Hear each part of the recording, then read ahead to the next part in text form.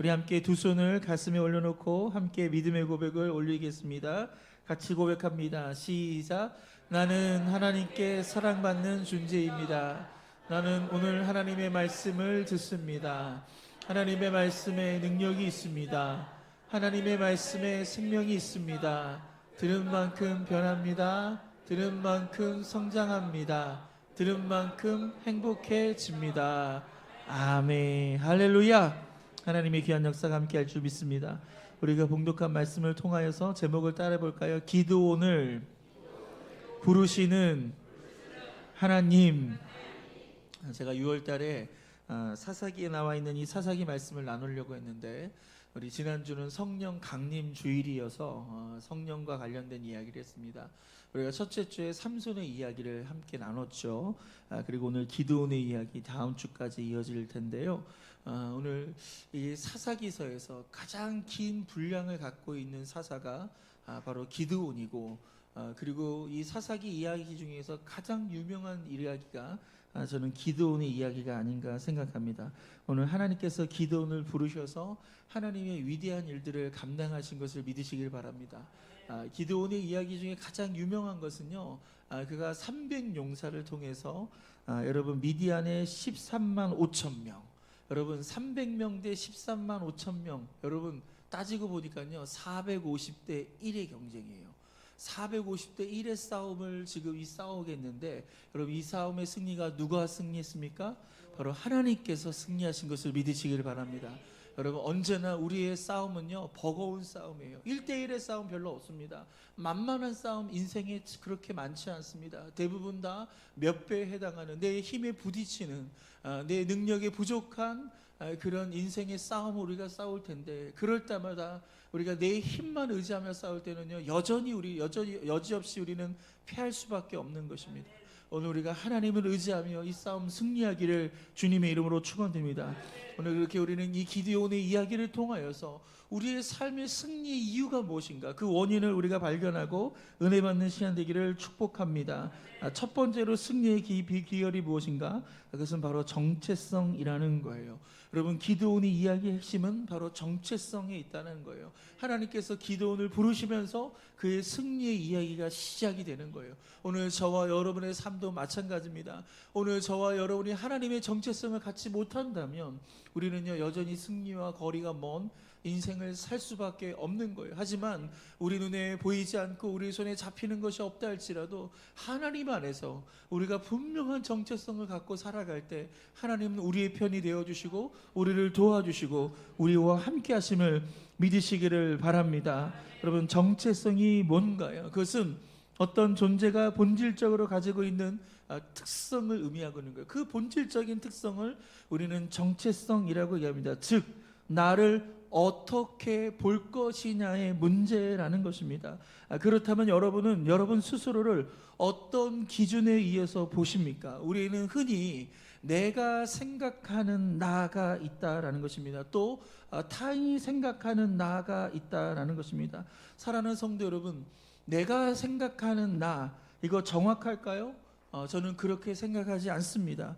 왜냐하면 많은 왜곡이 있을 수밖에 없어요. 우리가 경험한 거, 우리가 가지고 있는 거, 그것으로 인해서 우리의 정체성을 삼기는요 우리가 부족한 것이 많습니다. 또 반대로 남이 생각하는 나가 정확할까요? 여러분 저는 이것도 동의할 수가 없습니다. 둘 다 왜곡된 부분들이 있기 때문이라는 것입니다. 인생에 있어서 가장 중요한 기초는 바로 이러한 정체성인데, 이러한 정체성의 기반을 다른 사람이라든지 이 사회가 규정하는 것으로 우리가 둔다면 우리는 올바른 정체성을 갖고 살아갈 수가 없는 것입니다.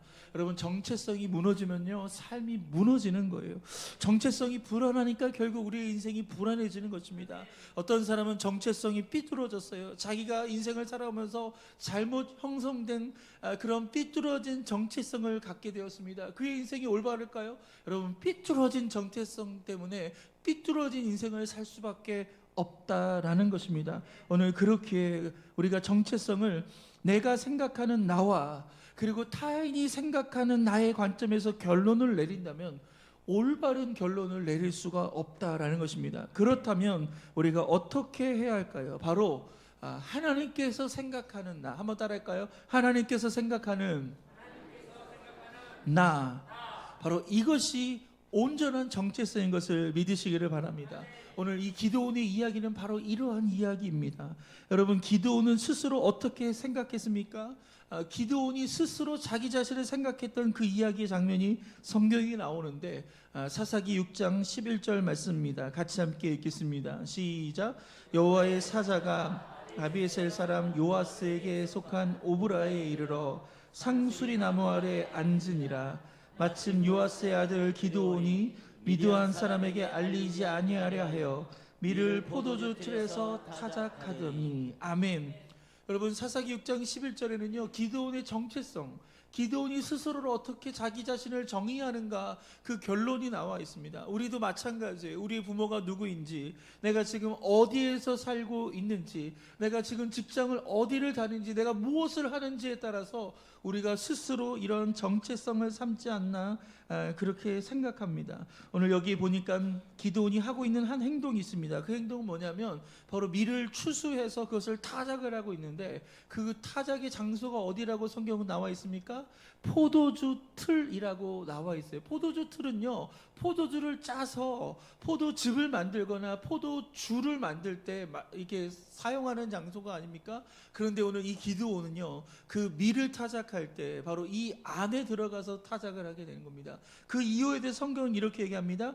미디안 사람에게 알리지 아니하고 라고 나와 있어요. 왜 미디안 사람에게 자신이 밀을 타작하는 것을 알리지 않게 할까요? 바로 미디안 사람들이 이것을 알게 되면요 금방 찾아와서 약탈해 가기 때문에 그렇습니다. 지금 기드온이 살고 있던 이 시대는요, 미디안이란 나라가 이스라엘을 공격하고 괴롭히던 시대였어요. 무려 7년 동안이나 여러분, 미디안은요 이스라엘 나라를 약탈하고 유린하고 그렇게 재산을 빼앗습니다. 그래서 대부분의 이스라엘 사람들은요 정상적으로 가정에서 생활을 할 수 없는 거예요. 집에 있으면 집에 들어와서 도둑들처럼, 강도처럼 다 뺏어갈 수밖에 없기 때문에 대부분의 이스라엘 사람들은 산으로 올라가서 굴이라든지 토굴이라든지 그렇게 숨어서 지낼 수밖에 없는 그러한 시대였다라는 것입니다. 그래서 여러분, 기드온도 마찬가지로 이 미디안 사람들을 두려워해서 그 밀을 타작하는데 포도주 틀에서 여러분 합니다. 보통 타작은요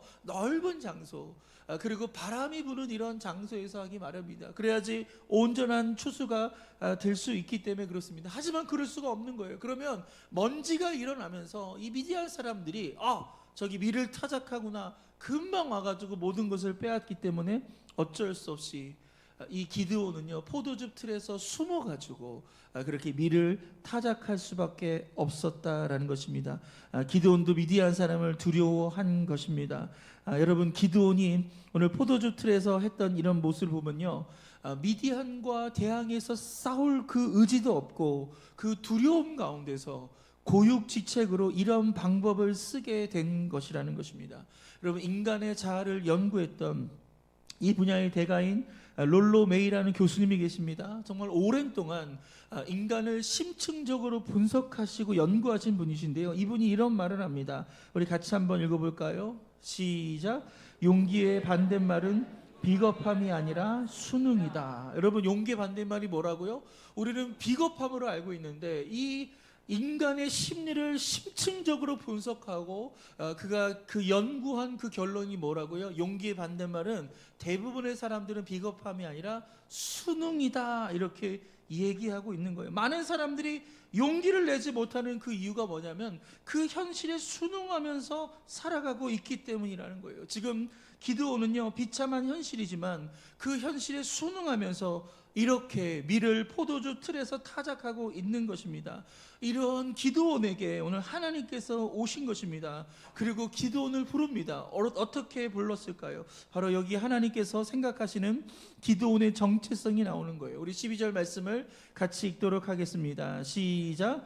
여호와의 사자가 기드온에게 나타나 이르되 큰 용사여 여호와께서 너와 함께 계시도다 하매. 아멘. 여호와의 사자가 나왔어요. 근데 그 사자가 기드온을 뭐라고 부르냐면 큰 용사여라고 이렇게 부르는 것입니다. 여러분, 이때 기드온의 반응은 무엇이었을까요? 이 말에 동의했을까요? 큰 용사라고 했을 때 그가 쳐다봤을까요?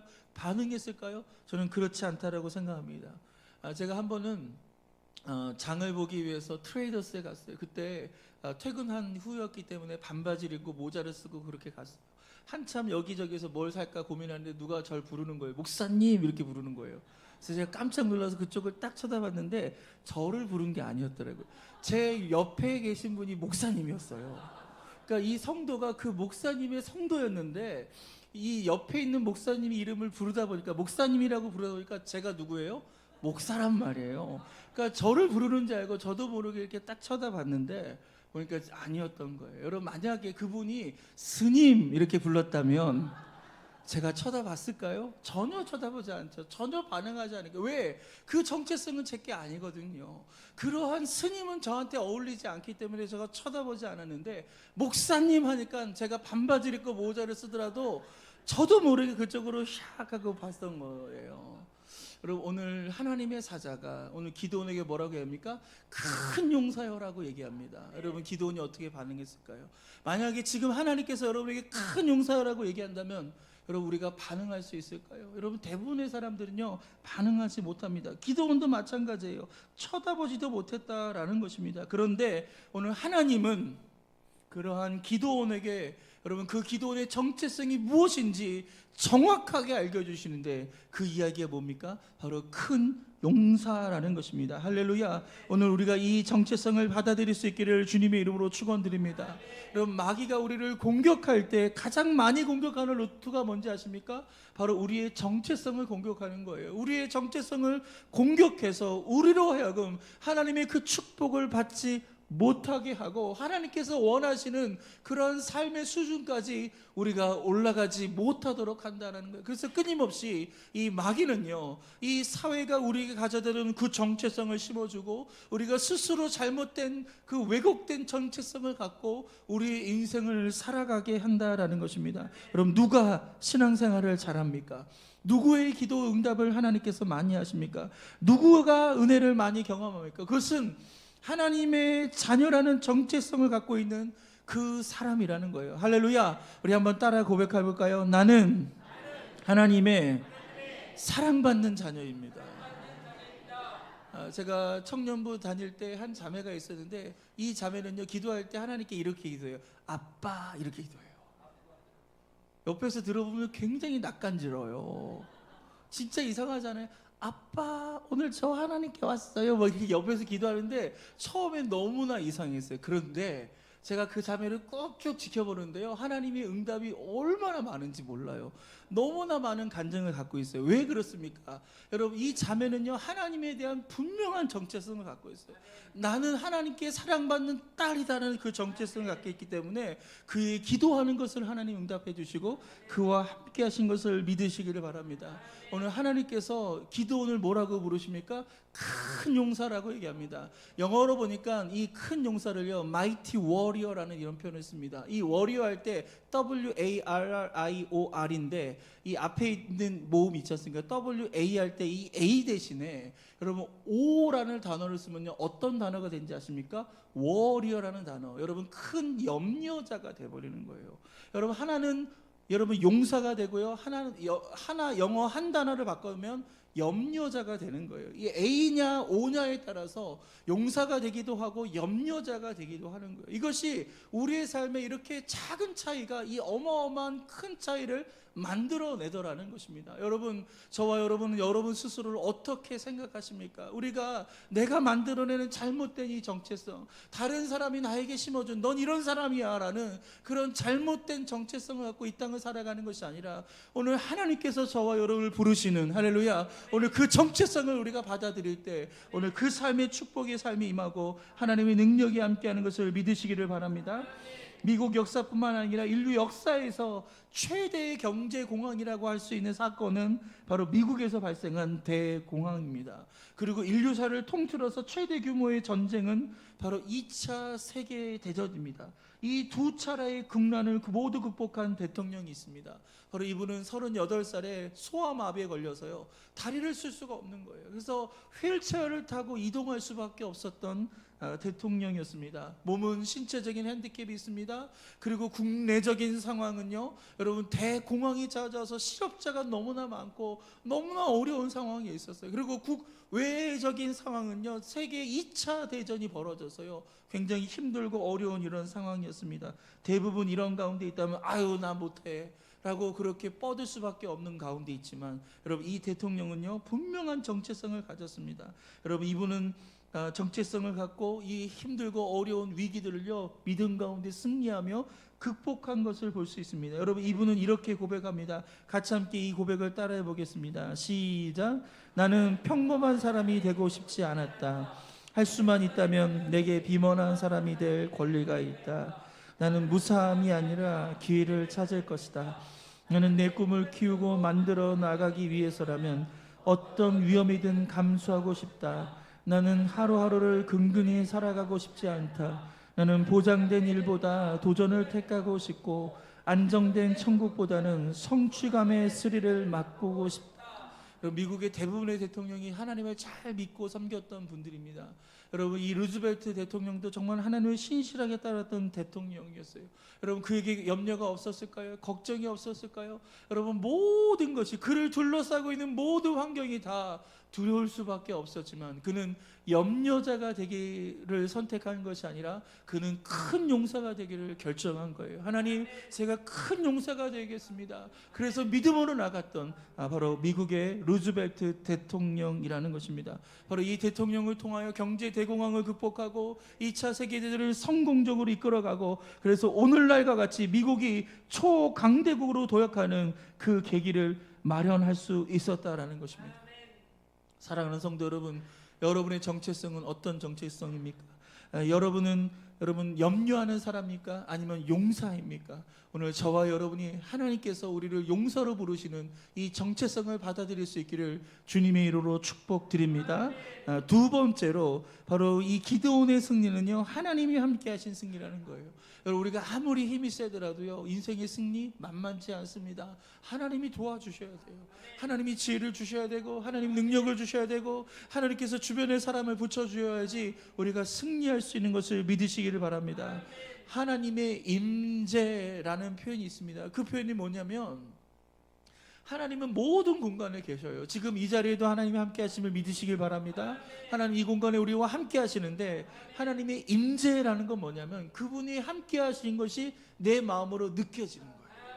내가 호흡하고 내가 느껴지는 거예요. 마음을 뜨겁게 하고 용기를 주고 하나님의 은혜가 충만한 것을 우리가 임재라고 하는데 우리가 똑같은 장소에서 똑같은 시간에 똑같은 예배를 드리고 있단 말이에요. 그런데 어떤 분들은요 하나님의 임재를 경험하고 돌아가는 분이 있어요. 그런데 어떤 분은 하나님이 이 자리에 함께 하시지만 전혀 그러한 임재를 경험하지 못하고 돌아가는 분이 있습니다. 어떻게 이 둘의 삶은요 같을 수가 없는 거예요. 오늘 바라기는 오늘 우리와 함께 하신 그 하나님을 만나고 돌아가기를 주님의 이름으로 축원드립니다.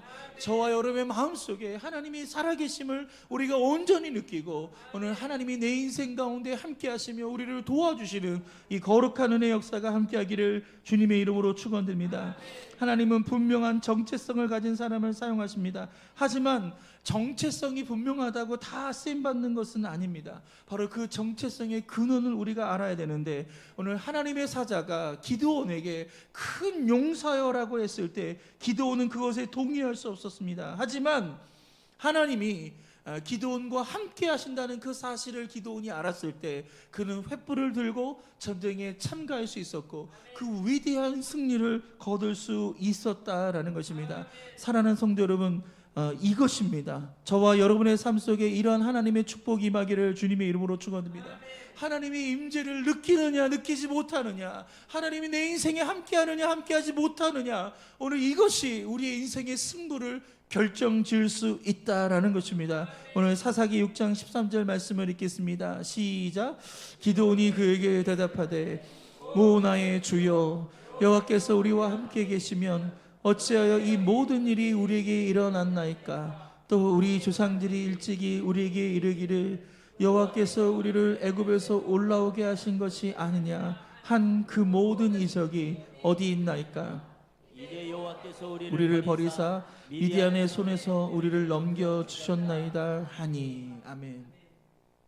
여호와의 사자가 기드온에게 큰 용사라고 합니다. 그리고 여호와께서 너와 함께 하신다라고 얘기했을 때 여러분, 기드온은요 이 사실을 받지 못하고 오히려 이러한 얘기에 대해서 하나님께 항의하는 장면이 사사기 6장 13절에 나와 있습니다. 지금 이스라엘 백성들은요 미디안 때문에 너무나 비참한 삶을 살고 있어요. 그런데 그 모든 삶이, 비참한 삶이, 그 이유가 여러분 뭐라고 얘기하냐면 바로 하나님 때문이라고 얘기합니다. 하나님, 우리가 하나님의 백성으로 하나님을 잘 섬겼는데 왜 우리에게 이러한 고난을 주시나요? 여러분, 우리가 신앙생활하면서 그러한 것들을 경험할 때가 있어요. 예수 잘 믿는데, 내가 새벽 예배도 나오는데, 내가 헌금도 하고 11조도 하고 봉사도 하는데 왜 내 삶에 이런 실패와 좌절을 내가 경험해야 되죠? 도대체 하나님이 나와 함께 하신다는데 왜 나에게 이런 문제와 어려움이 있는 거죠? 여러분, 우리도 기드온처럼 이렇게 하나님께 원망과 불평, 그리고 쏘아 붙일 수 있는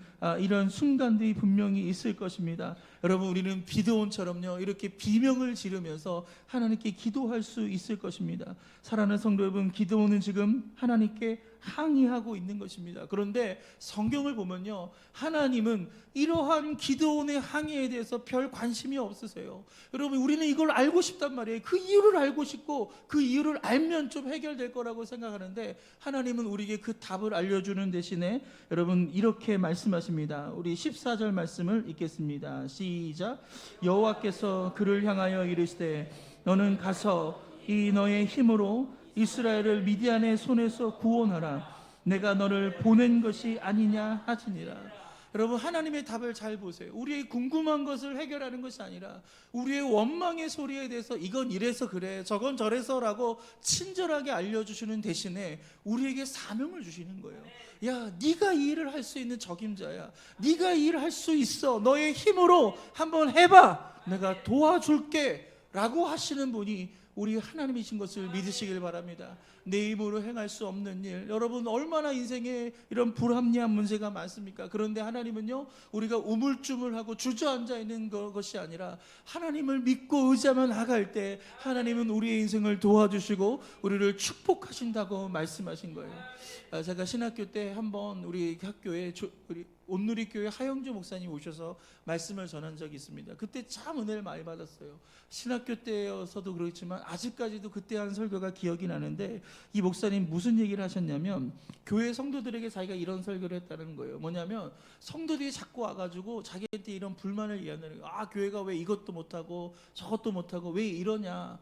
자기가 봤을 때 교회 부족한 것들이 너무나 많으니까 목사님한테 와가지고 계속 그 불만을 얘기한 것 같아요. 그래서 이 목사님께서 그 모든 불만을 다 접수하신 다음에 그 다음 주에 성도들이 뭐라고 설교했냐면 하나님께서 당신에게 그것을 보여준 것은, 그 불편한 것을 보여주고 그 문제를 보여주신 것은 그것을 당신 보고 해결하라는 거라요. 여러분 보고 해결하라는 이 설교를 하는데요, 제가 그때 굉장히 은혜를 받았어요. 여러분 은혜가 안 되시나 봐요. 여러분, 신앙생활 하다 보면, 우리가 순복음 경동교에서 생활하다 보면요 불편한 게 왜 없겠습니까? 마음에 성이 안 차는 게 왜 없겠습니까? 근데 그거는 불평의 상황이 아니라 뭐예요? 내가 해야 될 일이다. 하나님이 나에게 주신 사명이다. 바로 이것을 믿으시기를 바랍니다. 우리 다시 한번 이 관점에서 우리 사사기 6장 14절 말씀을 읽어볼까요? 시작. 여호와께서 그를 향하여 이르시되 너는 가서 이 너의 힘으로 이스라엘을 미디안의 손에서 구원하라. 내가 너를 보낸 것이 아니냐 하시니라. 여러분, 이 시간 하나님의 음성을 들으시기를 바랍니다. 한번 따라할까요? 내가 해결해야 할 문제입니다. 할렐루야. 여러분, 내가 해결해야 될 문제라고 생각하고 그 하나님이 나와 함께 하심을 믿고 우리가 담대하게 나갈 때 하나님 우리를 도와주시고 이 문제를 반드시 해결해 주실 줄 믿으시기를 바랍니다. 제가 올해 2025년도 목표를 세울 때 하나님께 기도하면서 하나님 제 마음에 이 마음을 주셨어요. 이 교회 계속 망가지고 있고 계속 더러워지고 있고 문제가 하나 둘씩 생기는데 그냥 이대로 방치할 수가 없는 거예요. 그런데 그때나 지금이나 교회가 물질적으로 참 어려울 때였습니다. 지금도 마찬가지지만, 그렇지만 하나님께서 이 교회를 이런 식으로 방치해서는 안 된다. 하나님의 성전이잖아요. 하나님의 교회잖아요. 그래서 우리의 힘으로라도 뭔가 좀 작은 도움이지만 우리가 그래도 이 교회를 좀 변화시키고 좀 바꿔야 되겠다는 그런 마음을 갖게 됐어요. 그래서 우리 교회 2025년도 첫 번째 목표가 뭐죠? 교회 리모델링. 할렐루야. 이 교회 리모델링을 딱 선포하고 2025년을 시작했지만 여러분 여전히 개선되거나 나아지는 것은 없었습니다. 그런데 우리가 지난 시간까지 총 5번에 걸쳐서 우리 성도님들과 함께 우리 교회의 리모델링을 했습니다. 최소의 비용을 가지고 성도들의 에너지, 성도들의 열정, 그 성도들의 시간, 그 땀을 통해서 우리가 이 리모델링 5번을 통해서 이렇게 조금씩 변해가고 있는데, 여러분 어제 날씨 얼마나 더웠어요. 그렇죠? 그래서 어제도 많은 분들이 오셔서 이 교회 일을 도와주셨는데, 어제 오신 분들은요 아마 땀으로 목욕을요 3차례 이상은 하지 않았을까. 그렇게 땀이 비 오듯 그렇게 쏟아지는 곳 속에서요 정말로 헌신적으로 많은 분들이 와서 도와주셨습니다. 어제 참가하신 분들, 수고하신 분들 너무나 감사합니다. 이렇게 교회 공사를 하다 보면요 꼭 보면요 의외의 인물이 나와요. 그래서 전혀 생각하지 못한 분들이 오셔가지고 정말 도와주셔서 큰 도움이 됩니다. 그리고 또 5번 동안 한 번도 빠짐없이 헌신해 주신 분도 계십니다. 아마도 그런 마음이 아닐까요? 이 일이 나의 일이다. 내가 하나님의 교회, 하나님의 몸된 성전을 내가 아름답게 가꿔야 되겠다. 그 마음을 갖고 헌신하면서 오시지 않을까요? 여러분 그분이라고 일주일 동안 쉬었다가 오셨을까요? 그렇지 않습니다. 똑같이 힘들고 여전히 피곤하고 하루 정도는 쉬고 싶어야 되지만 이렇게 하나님의 일에 이것이 내 일이라고 생각하고 오셨기 때문에 그렇게 땀 흘리고 피곤하고 어려운 가운데서도 이렇게 봉사하지 않았을까 생각합니다. 하나님은 기드온에게 너의 힘으로 이스라엘을 미디안의 손에서 구원하라 이렇게 말씀하고 있는 거예요. 여러분 기드온은 힘이 없었어요. 그는 힘이 없었다라고 생각합니다. 내 힘으로는 도저히 미디안과 대항할 수 없다라고 생각했어요. 그래서 그는 포도주 틀에 들어가서 숨어서 그 타작을 하고 있는 이 상황 속에서 하나님이 미디안에게 큰 용서라고 얘기하시고 그와 함께 하신다라고 말씀하신 것입니다.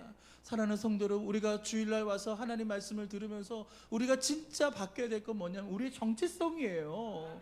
우리가 하나님의 사람이다. 하나님께서 나를 어떻게 보시는가, 여기에 내 인생의 세팅을 딱 하고 하나님이 나와 함께 하심을 믿고 나갈 때 여러분 두려움 없이 그 모든 문제를 해결시켜 주시고 하나님의 응답과 축복이 우리와 함께 하심을 믿으시기를 바랍니다. 사사기 6장 16절 말씀을 읽겠습니다. 시작. 여호와께서 그에게 이르시되 내가 반드시 너와 함께 하리니 내가 미디안 사람 치기를 한 사람을 치듯 하리라 하시니라. 아멘. 기드온이 승리하는 그 과정들 속에서 여러분 여러 가지 있었죠. 많은 사람들이 자원해서 왔지만 그 중에 300명을 추리고 또 그 싸움의 방법이 하나님께서 횃불을 깨트리면서 소리를 질러서 승리하게 하는 좀 어떻게 보면 일반적이지 않은 이런 방법으로 전쟁에서 승리하게 하는 것을 볼 수 있는데, 가장 중요한 것은 뭐냐면 기드온이 이런 하나님의 말씀을 듣고 순종했다라는 거예요. 그는 자기 자신을 바라봤을 때, 그리고 다른 사람이 자기 자신을 바라봤을 때 큰 용서라고 전혀 한 번도 생각하지 못했어요. 아까 6장 11절에 보니까 그는 그 요아스의 아버지의 막내 아들이었습니다. 그러니까 그 가정에서도 별 볼 일 없는 위치에 있는 사람이었습니다. 그런데 하나님께서 말씀하시잖아요. 너는 큰 용서다라고 했을 때 기드온이 그것을 받아들여요. 그리고 하나님이 너와 함께 하신다고 했을 때 기드온이 그것을 받아들입니다. 그러할 때 하나님께서 기드온과 함께 이 위대한 승리를 이루신 것을 믿으시기를 바랍니다. 우리의 삶의 문제들, 현실적인 어려움을 해결하는 유일한 방법도요, 바로 저는 이 방법이라고 생각합니다. 하나님이 함께 하셔야 돼요. 하나님이 함께 하실 때 여러분의 사업이 부흥하고 잘 되고, 하나님이 함께 하실 때 우리의 가정이 잘 될 것이고, 하나님이 함께 하실 때 우리 교회가 부흥하는 것을 믿으시기를 바랍니다. 많은 청년들을 일으켜서 선교사로 헌신하게 하는 유명한 선교단체죠. 예수전도단 YWAM, 줄여서 YM이라고 합니다. 이 YM을 창시하신 로렌 커닝햄이라는 목사님이 계십니다. 이분이 쓴 책 중에 벼랑 끝에 서는 용기라는 책이 있습니다. 참 좋은 책이에요. 그렇게 비싸지 않고요, 그렇게 두껍지 않은 책이에요. 여러분이 꼭 한 번은 사서 읽어보셨으면 하는 그 책입니다. 이 책에서 수많은 기적과 간증이 이 책에 나열이 되어 있어요. 그래서 이 책을 읽을 때 마음이 뜨거워지고요, 굉장히 신앙이 여러분 좋아지지 않을까 그렇게 생각합니다. 꼭 한 번쯤 보셨으면 좋겠는데요. 이 책에서 이분이 초창기에 이 선교 훈련을 했던 이야기가 담겨져 있습니다. 선교 훈련을 하기 위해서 이 아프리카의 나이지리아 동부 지역을 방문하게 되는데, 그 현지에서 사역하시는 선교사님과 만나가지고 그 선교지로 이동하는 과정이었어요. 그런데 그 선교사님은요, 나이가 한참 많이 든 노부부셨어요. 그 노부부는 왜 안내를 받고 그 노부부가 운전하는 그 차를 타고 이 로렌 커닝햄 젊은 목사님께서 이 선교지를 가게 되는데, 한참을 가다가 그만 자동차가 멈춰버린 거예요. 여러분, 자동차의 타이어가 펑크가 난 것입니다. 선교사님이 문을 열고 밖으로 나갈 때 타이어가 펑크된 사실을 보게 된 거죠. 굉장히 난감한 상황입니다. 근데 보통 이렇게 어떻게 하죠? 여러분, 트렁크를 열고 스페어 타이어라는 것을 꺼내서 옮기면 되잖아요. 그런데 여러분, 이 차의 스페어 타이어도 망가진 상태였어요. 그래서 이 선교사님이 너무나 난감한 표정을 하고 있을 때 이 로렌 커닝햄 목사님이 밖으로 나와가지고 물어봅니다. 도대체 무슨 일입니까? 보니까 자초지종을 얘기하는데, 새 타이어를 사려면 $45, 우리나라 돈으로 한 6만 원 정도가 필요하다는 얘기를 하는 거예요. 그런데 이 선교사님 수중에는요, 그 돈을 가지고 있지 않은 거예요. 그리고 로렌 커닝햄 목사님도요, 그 돈을 갖고 있지 않았습니다. 근데 그 순간 하나님께서 이 로렌 커닝햄 목사님에게 뭐라고 말씀하냐면, 야, 너 주머니에 돈 있잖아, 그러는 거예요. 근데 로렌 커닝햄 목사님이 하나님께 이렇게 합니다. 예, 돈은 있지만 이것은 이 나이지리아 사역을 끝나고 수단에 가서 사역을 해야 되는데, 거기서 써야 될 생활비 또 교통비, 그 $45를 제가 갖고 있습니다. 저는 나이지리아에서 쓸 돈이 없습니다 라고 그렇게 하나님께 얘기하는 거예요. 그런데 하나님이 계속 푸시하는 거예요. 이 돈을 드려라, 이 돈을 선교사님께 드려라. 그래서 어쩔 수 없이 이 로렌 커닝햄 목사님이요, 그 선교사님께 $45를 드리는데, 여러분, 이 돈을요 그냥 선뜻 드렸을까요? 주기 싫어가지고 막 벌벌벌벌 떨면서 그렇게 딱 전달을 한 거예요. 그래서 이 선교사님이 이 $45를 가지고 새 타이어를 사갖고 끼워가지고 목적지, 선교하는 그 목적지까지 딱 도착했는데요, 놀라운 건요, 여러분, 그곳에 2,000명의 영혼이 기다리고 있었던 거예요. 그리고 이 로렌 커닝햄 목사님께서 설교를 하고 예수와 관련된 영화를 하나 딱 틀어줬는데, 그 영화를 보고 그 설교에 감동을 받아서요, 수많은 사람들이 예수를 믿겠다고 헌신하는 역사가 일어난 거예요. 만약에 이 로렌 커닝햄 목사님이요, 그 $45 이거 수단에서 써야 돼요 라고 헌신하지 않았다면, 여러분, 하나님의 이러한 역사는 일어나지 않았다는 거예요. 자, 이렇게 놀라운 기적이 일어났습니다. 그리고 이제 나이지리아에서 사역을 다 정리하고 수단으로 이동하려고 그러는데, 여러분, 돈이 없잖아요. $45가 없으니까 수단에서 어떻게 해야 될지 굉장히 막막하는데, 그 차를 운전해 주신 분이 가다가 어디를 들렸냐면 우체국을 들린 거예요. 그러니까 이분은 늘 습관적으로 우체국을 들리는데, 우체국을 잠깐 갔다 오겠다라고 얘기합니다. 그래서 갔다 왔는데 한 편지를 가지고 오는 거예요. 그래서 그 편지인데 보니까 로렌 커닝햄 목사님 앞에 온 거예요. 여러분, 여기가 어디라고 이 편지를 여기로 보내요, 그렇죠? 그래서 자기 이름으로 온 편지 보고 너무 놀라가지고 이게 도대체 뭐지 보니까 LA에서 온 편지고요, 자기 친구들이 보낸 편지입니다. 절대로 이 로렌 커닝햄 목사님은 친구들한테 내가 이 나이지리아에 온다는 얘기도 안 했거든요. 그리고 무작정 떠난 것이기 때문에 목적지가 어딘지도 몰라요. 그리고 편지라는 게 지금처럼 전화가 아니잖아요, 이메일이 아니잖아요, 내가 보내면 바로 받는 게 아니잖아요. 여러분, 국제 우편이란 말이에요. 며칠을 걸리고 어쩌면 몇 주일을 걸려야지 도착할 수 있는데, 도대체 친구들이 여기까지를 어딘지를 알고 나에게 보낸 거지? 너무나 놀라운 거 아니에요? 근데 봉투를 딱 열었는데 거기에 돈이 있는데 얼마가 있는지 아십니까? $150. 여러분, $45의 3배가 되는 그 $150가 있어요. 더더욱 놀라운 건 뭐냐면, 그 친구들은요, 평상시에 나한테 단 $1도 쓰지 않았던 그 친구들인데, 바로 이 친구들이 $150를 걷어서 자기한테 선교비를 준 거예요. 그리고 이 친구들이 기도하는 중에 하나님께서 그들의 마음을 감동을 주셔서 그 돈을 걷게 하셨고 그 돈을 붙이게 하셨고 주소가 어딘지 어떻게 알아요? 여러분 아프리카가 여러분 작은 동네인가요? 어마어마하게 큰 땅 아니겠습니까? 거기에 지금 나이지리아의 어느 마을이 있는지 어떻게 알겠어요? 그럼에도 불구하고 하나님은 모든 것을 알고 계시는 거예요. 그래서 그때 이 로링 커닝햄 목사님이 깨달은 게 굉장히 중요한 한 가지가 있었습니다. 그것은 뭐냐면 인간의 지식은 한계가 있지만 하나님은 전지전능하시다.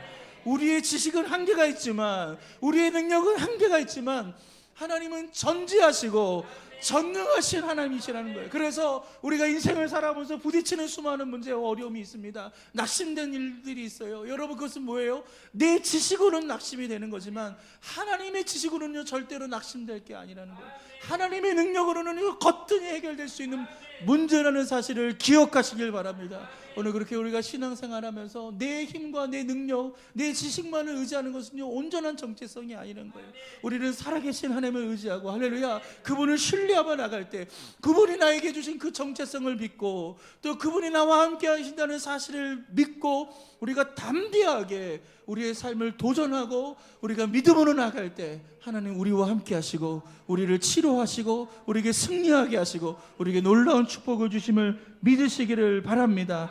할렐루야. 바로 이와 같은 삶이 진정한 크리스찬의 삶이 아닌가 생각합니다.